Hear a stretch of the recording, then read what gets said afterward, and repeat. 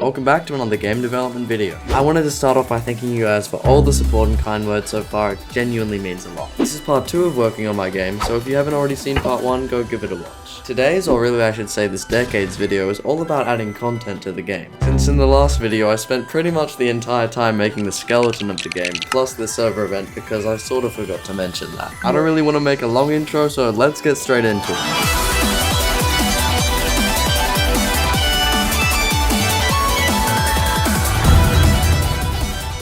Firstly, I made a list of everything I'd want to cover before releasing the game, which starts off with making the first legendary or brilliant tier element solar. I made all the effects for the E, R, and F abilities before starting to script them one by one. The E ability sends out multiple blade projectiles at a curve. I think the simplest abilities being the hardest to make is starting to become a theme here. The R ability is a barrage of solar energy, and the F ability summons a sun that fires a beam to the cursor, damaging and slowing enemies before crashing into the ground with a big explosion. We almost have one element for every tier now, but I'm saving the prismatic for the end. Now some of you may be wondering, what the heck even is a fragment? Well, in Crystallized you have 3 forms of customization for your combat. Fragments, which are your main element obtained through a gacha. Specs, which basically act as a unique extra move on top of the 3 from your fragment, obtained through server events and secrets. And lastly, augments, which are your core melee fighting styles, bought directly from the augmenter in case you're not a fan of the rarity but still want to save up for something. Basically, there are 5 forms of content that I have to add prior to release, which is why next on the list are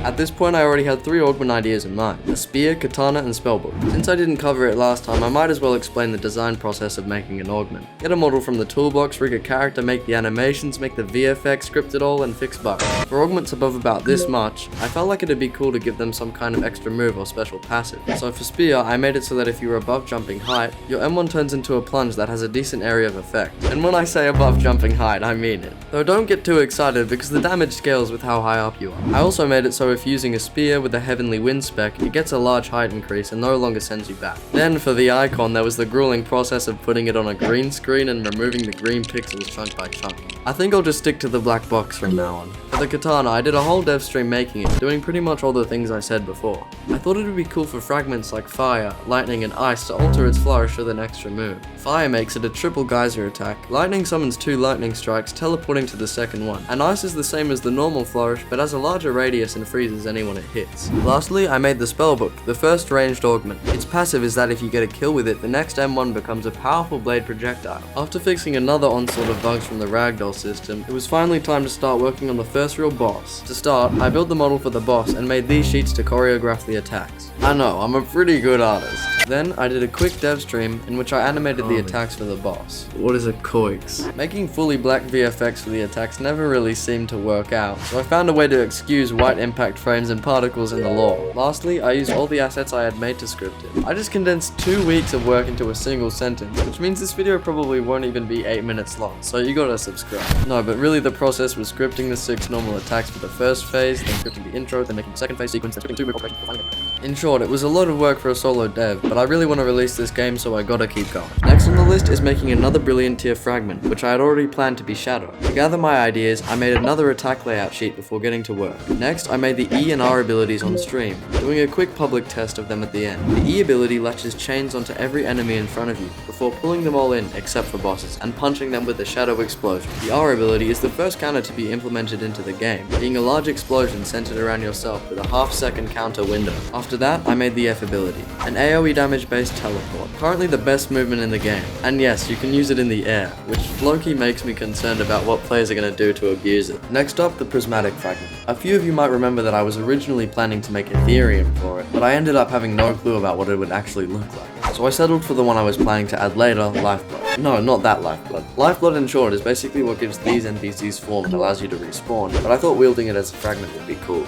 I started by making this icon for its passive and coding it in, where getting a kill grants you a stack. I'll explain what it does when I cover the F ability. Then I made the E ability, in which you summon a scythe and slash twice. If you land the second slash, you throw it and it spins until you strike the air with Lifeblood energy, doing massive damage for combos.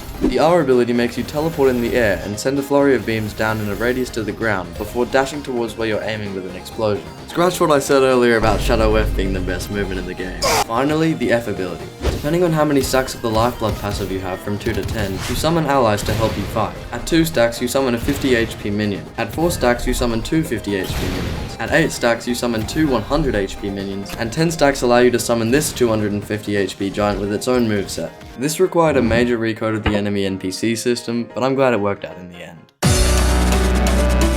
Next, I have to add 3 specs. The first 2 are relatively easy to make, as they were simply the Null Apostles drops, which are just 2 moves that I recycled so you can use them. Now, I can't say a lot about the third one, but what I can say is that there have been a few short hints in the footage during this video on how to get it. I'd always been planning on adding something like an index or bestiary to Crystallized, but whenever you discover a new fragment or server event, you unlock its index page. I'm not the greatest UI designer in Roblox history, but hey, it works. I also made it so when you unlock each page, you'll be rewarded with soul glass based on the fragment rarity or server event drop. Now for the final additions and fixes before release. I added a code system, server event rarities, summon confirmations, a quick summon game pass, a few buffs, damage indicators, a donation board, badges, and global announcements. Yes! And finally, after all that, I can safely say that Crystallized is a game. A huge thanks to everyone who has continued to support me up until this point. This last year has truly been a blessing, and I'm excited to keep making quality games and content for you in the future, if I'm not too occupied with Crystallized. But until then, check out the game and join the Discord. Thanks for watching, and I'll see you in the next one.